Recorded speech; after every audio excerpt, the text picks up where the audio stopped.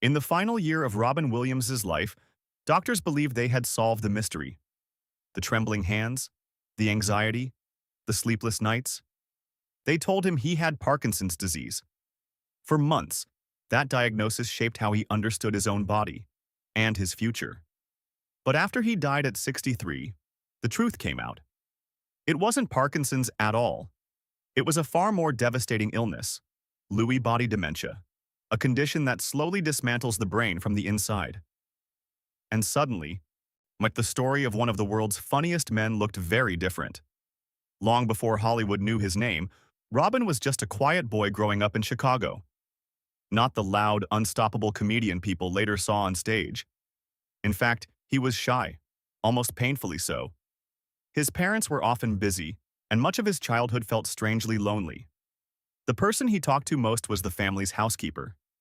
Imagine that for a moment, a future comedy legend learning early how silence feels. Yes, so he found a solution. If you make people laugh, they notice you. At school, Robin became the class clown, the kid who could turn any awkward moment into a joke. But humor, for him, wasn't just entertainment, it was protection. A shield against feeling invisible. Life shifted again when he was 16, and his father moved the family from Michigan to California. The change felt enormous, but it opened a door. In this new environment, Robin discovered acting. For the first time, even the strange energy inside him had a place to go.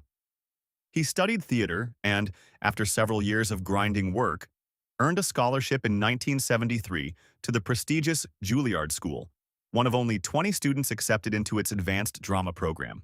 His classmates included future stars like Christopher Reeve. At first, many doubted him. They assumed the wild comedian couldn't handle serious acting. Then came a stage performance of a Tennessee Williams play. Robin delivered such a powerful dramatic performance that even Reeve admitted he was stunned. But the rigid structure of Juilliard didn't suit him.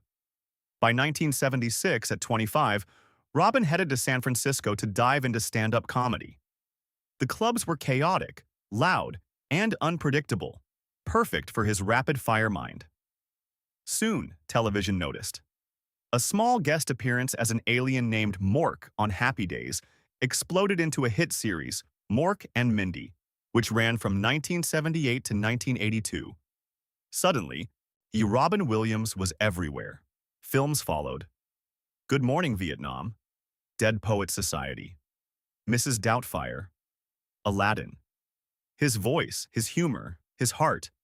An entire generation grew up hearing it.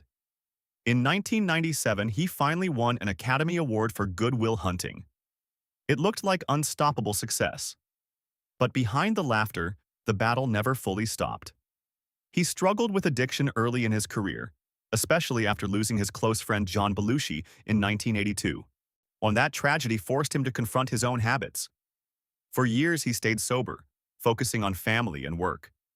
Yet the pressure of fame, constant performance, and personal struggles slowly crept back in. In 2006, he quietly entered rehab again, determined to regain control.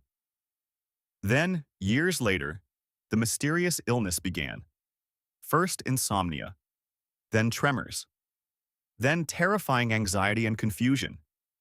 The diagnosis of Parkinson's seemed to explain it, until the autopsy revealed Lewy body dementia, a neurological disease known for causing hallucinations, paranoia, and rapid cognitive decline. Suddenly, many things made sense. Yet the final chapters of Robin Williams' story aren't only about illness. They're about the countless people he lifted along the way. Co-stars have shared stories of his kindness, like writing letters to defend young actors, encouraging struggling friends, or using humor to pull someone back from despair. Because that's the strange truth about Robin Williams. And the man who made the world laugh the hardest was also quietly fighting some of life's darkest battles. And maybe that's why his work still feels so human. Behind every joke, there was a heart that understood pain.